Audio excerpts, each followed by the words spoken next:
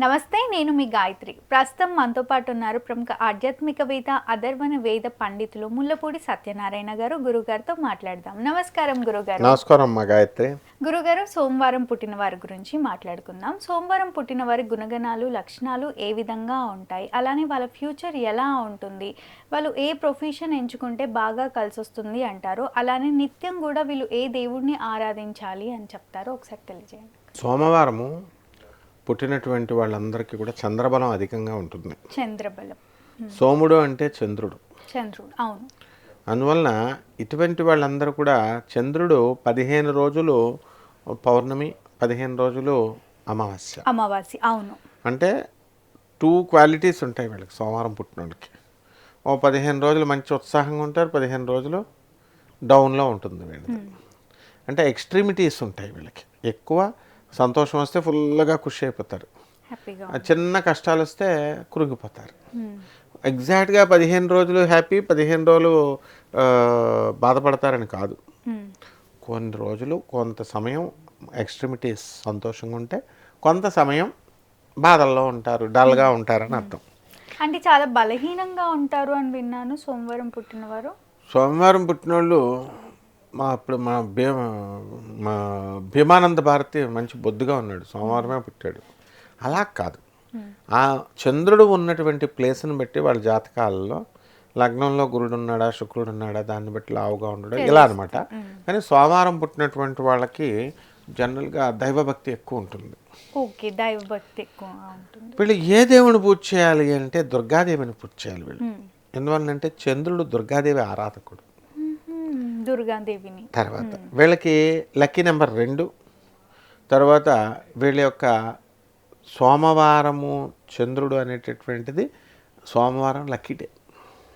ఇక మిగతాది ఆదివారం కూడా కలిసి వస్తుంది వీళ్ళకి. ఈ రకంగా ఈ వారాల్లో కనుక 2వ తారీఖు వచ్చినప్పుడు కనుక పని చేసినట్లయితే వీళ్ళు గ్యారంటీగా సక్సెస్ఫుల్ అయిపోతారు. కాబట్టి ఈ చంద్రమహాదశతో ప్రారంభం కనుక అయితే వీళ్ళ జీవితంలో, ఆ తర్వాత కుజమహాదశ, రాహుమహాదశలో టాప్ పొజిషన్కి వచ్చేస్తారు.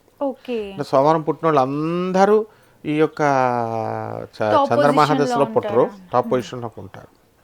కాబట్టి ఈ యొక్క సోమవారం పుట్టినటువంటి వాళ్ళకందరికీ కూడా ఏదో ఒక రకమైనటువంటి కళ ఉంటుంది వీళ్ళకి. ఒక చిత్రలేఖనము, లేకపోతే ఒక సంగీతము, లేకపోతే లాస్ట్కు వంట చేయడమో ఉంటుంది. మగవాళ్ళైనా సరే బ్రహ్మాండంగా వంట చేస్తారు. వీళ్ళ చేత్తో కనుక వంట చేస్తే వాళ్ళు మంచి చెఫ్లు అవుతారు, చాలా బాగా వండుతారు. కాబట్టి ఈ సోమవారం పుట్టినటువంటి వాళ్ళకందరికీ కూడా మనకి ఆగ్నేయ దిక్కు లక్కీ ఇదనమాట, సౌత్ ఈస్ట్. ఈ వీళ్ళకి ఏదో ఒక చిత్రలేఖనమో ఆర్ట్ ఉంటుంది కదా. వీళ్ళల్లో కొంతమంది ప్రభుత్వ ఉద్యోగాలు చేసేవాళ్ళు ఉంటారు, కానీ ఎక్కువగా వ్యాపారాలు చేసేవాళ్ళు ఉంటారు. వీళ్ళకి జుట్టు కూడా కాస్త మీడియంగా ఉంటుంది. ఒక 40 సంవత్సరాలు అయిన తర్వాత వీళ్ళ జుట్టు కొంచెం ఊడిపోతూ ఉంటుంది. ఇది అందువలన ఈ సోమవారం వాళ్ళు చేసేటటువంటి, అంటే ఎక్కువ ఆలోచిస్తారు. అంటే ఏ ప్రొఫెషన్ ఎంచుకుంటే బాగా కలిసి వస్తుంది అంటారు? వీళ్ళు ఏ రంగం ఎంచుకోవాలి? బిజినెస్ ఎన్నుకోవాలి. బిజినెస్లో వీళ్ళు సక్సెస్ఫుల్ అవుతారు. అలాగే పాలు నీళ్లు వ్యాపారం, లిక్విడ్స్ బిజినెస్, వైన్ షాపులు పెడితే కోటీశ్వర్లు అయిపోతారు. కానీ అందరికీ ఛాన్స్ దొరకదు కదా వైన్ షాపు. అందువల్ల పాల బిజినెస్, యొక్క నీళ్ల బిజినెస్ చేసి కూడా చాలా సంపాదించినటువంటి వాళ్ళు ఉన్నారనమాట. ఓకే గురుగారు, మళ్ళీ వీళ్ళకి బాగా కలిసి రావడానికి ఏ క్షేత్రంకి వెళ్ళాలి, లేదా ఏదైనా మంత్రం తెలియజేస్తారా? తప్పకుండా అమ్మ. వీళ్ళందరూ కూడా ఓం హ్రీం దుమ్ దుర్గాయై నమః అన్న మంత్ర జపం చేసుకుంటే రోజుకు 108 సార్లు చొప్పున వీళ్ళు బ్రహ్మాండంగా క్లిక్ అవుతారు. అలాగే క్షేత్రం అడిగావు కాబట్టి వీళ్ళు తుల్జాపూర్ వెళ్ళి భవానీ మాత, మహారాష్ట్రలో తుల్జాపూర్ భవానీ కానీ, లేదా మన బెజవాడలో ఉన్నటువంటి కనకదుర్గాదేవి క్షేత్రానికి కనుక వెళ్ళినట్లయితే వీళ్ళు సూపర్ సక్సెస్ఫుల్ అవుతారు. తప్పకుండా గురుగారు. సోమవారం పుట్టిన వారి గుణగణాలు, స్వభావాలు ఎలా ఉంటాయి? అలానే వీళ్ళు ఏ రంగం ఎంచుకోవాలి? వీళ్ళు ఏ దేవుడిని ఆరాధిస్తే మంచి జరుగుతుంది అని ఎంతో చక్కగా తెలియజేసినందుకు ధన్యవాదాలు. ధన్యవాదాలమ్మా.